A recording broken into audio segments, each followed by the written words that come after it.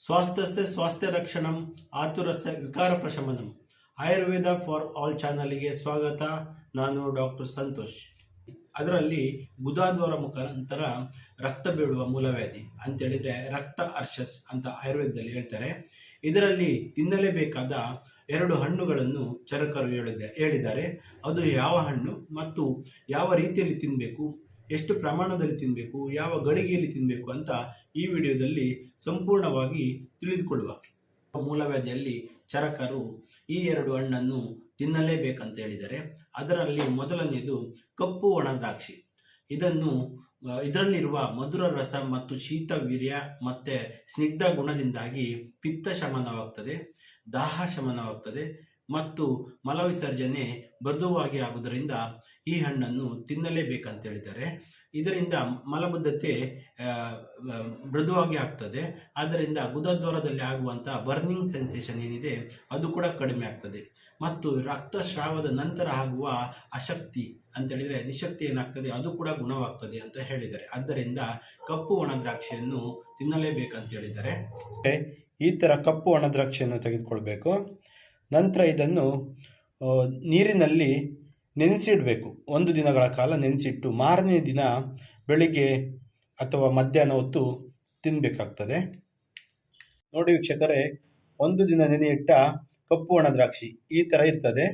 ಈ ಥರ ಸ್ನಿಗ್ಧವಾಗಿರ್ತದೆ, ಒಳಗಡೆ ಪಿಚ್ಚಿ ಪಿಚ್ಚಿಯಾಗಿ ಸ್ನಿಗ್ಧತೆಯಿಂದ ಇರ್ತದೆ ಮತ್ತು ಇದು ಶೀತವೀರ್ಯ ಆಗಿದ್ದರಿಂದ ಇದು ಮಲವನ್ನು ಮೃದುವಾಗಿ ಮಾಡ್ತದೆ. ಇದರಿಂದ ಗುದದ್ವಾರದಲ್ಲಿ ಬರ್ನಿಂಗ್ ಸೆನ್ಸೇಷನ್ ಅಂತ ಹೇಳಿದ್ರೆ ಉರಿ ಕಡಿಮೆ ಆಗ್ತದೆ. ಈ ಥರದ ಹಣ್ಣನ್ನು 1 ದಿನ ನೆನೆಸಿಟ್ಟು ಮಾರನೇ ದಿವಸ ಅಗಿದು ಜಗ್ಗಿದು ತಿನ್ನಬೇಕಾಗ್ತದೆ. ಯಾವುದೇ ಥರ ಜ್ಯೂಸ್ ಮಾಡಬಾರ್ದು, ಚೆನ್ನಾಗಿ ಕಚ್ಚಿ ತಿನ್ನಬೇಕಾಗ್ತದೆ. ಇನ್ನು ಒಂದು 10 ರಿಂದ 12 ದ್ರಾಕ್ಷಿಯನ್ನು ತೆಗೆದುಕೊಳ್ಬೇಕಾಗ್ತದೆ. ವ್ಯಾಧಿಯಲ್ಲಿ ಮತ್ತೊಂದು ಹಣ್ಣು ಅಂಜೂರ. ಇದು ಮಧುರ ರಸ ಮತ್ತು ಸ್ನಿಗ್ಧ ಗುಣ ಮತ್ತು ಶೀತವೀರ್ಯ, ಇದು ದೇಹಕ್ಕೆ ಶೀತ ಆಗಿರೋದ್ರಿಂದ ರಕ್ತ ಮೂಲವ್ಯಾಧಿಯು ರಕ್ತಪಿತ್ತ ಜಾಸ್ತಿಯಾಗಿ ಆಗುವುದರಿಂದ ಇದರಲ್ಲಿರುವ ಮಧುರ ರಸ, ಶೀತ ಗುಣ ಮತ್ತು ಸ್ನಿಗ್ಧ ಗುಣದಿಂದಾಗಿ ಈ ರಕ್ತಪಿತ್ತ ಪ್ರಕೋಪವನ್ನು ಕಡಿಮೆ ಮಾಡುತ್ತದೆ. ಇದು ಮಲವನ್ನು ಕೂಡ ಮೃದು ಮಾಡುವುದರಿಂದ ಗಟ್ಟಿ ಮಲದಿಂದ ಆಗುವ ಗುದದ್ವಾರದಲ್ಲಿ ಆಗುವ ಒತ್ತಡವನ್ನು ಕಡಿಮೆ ಮಾಡಿ ಉರಿಯೂತವನ್ನು ಕೂಡ ಕಡಿಮೆ ಮಾಡ್ತದೆ. ಆದ್ದರಿಂದ ಅಂಜೂರವನ್ನು ರಕ್ತ ಮೂಲವ್ಯಾಧಿ ಇದ್ದವರು ತಿನ್ನಲೇಬೇಕಂತ ಚರಕರು ಹೇಳಿದ್ದಾರೆ. ಅಂಜೂರ ನಮಗೆ ಮಾರ್ಕೆಟಲ್ಲಿ ಈ ಥರ ಸಿಗ್ತದೆ. ಇದನ್ನು ನಾವು 1 ದಿನಗಳ ಕಾಲ ನೆನೆಸಿಡಬೇಕು. ರಾತ್ರಿ ನೆನೆಸಿಟ್ಟು ಬೆಳಿಗ್ಗೆ ಖಾಲಿ ಹೊಟ್ಟೆಗೆ ತಿನ್ನಬೇಕಾಗ್ತದೆ.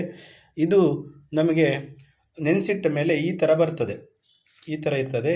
ಇದು ಸ್ನಿಗ್ಧವಾಗಿರ್ತದೆ ಮತ್ತು ಇದು ಮಧುರ ರಸ, ಸ್ವಲ್ಪ ವೈಲಿ ಆಗಿರ್ತದೆ. ಇದನ್ನು ನಾವು ಜಗಿದು ತಿನ್ನಬೇಕು. ಬೆಳಗ್ಗೆ 2 ಅಥವಾ 3 ಈ ಅಂಜೂರ ಹಣ್ಣನ್ನು ಜಗಿದು ತಿನ್ನಬೇಕಾಗ್ತದೆ. ರಕ್ತ ಮೂಲವ್ಯಾಧಿ ಇದ್ದವರು ಚರಕರು ಹೇಳಿದ ಈ 2 ಹಣ್ಣನ್ನು ತಿನ್ನಲೇಬೇಕಂತ ಹೇಳ್ತಾ ಈ ವಿಡಿಯೋನ ಇಲ್ಲಿಗೆ ಮುಗಿಸ್ತೇನೆ. ಸ್ವಾಸ್ಥ್ಯಸ್ಯ ಸ್ವಾಸ್ಥ್ಯ ರಕ್ಷಣಂ ಆತುರಸ್ಯ ವಿಕಾರ ಪ್ರಶಮನಂ. ನಮಸ್ಕಾರ.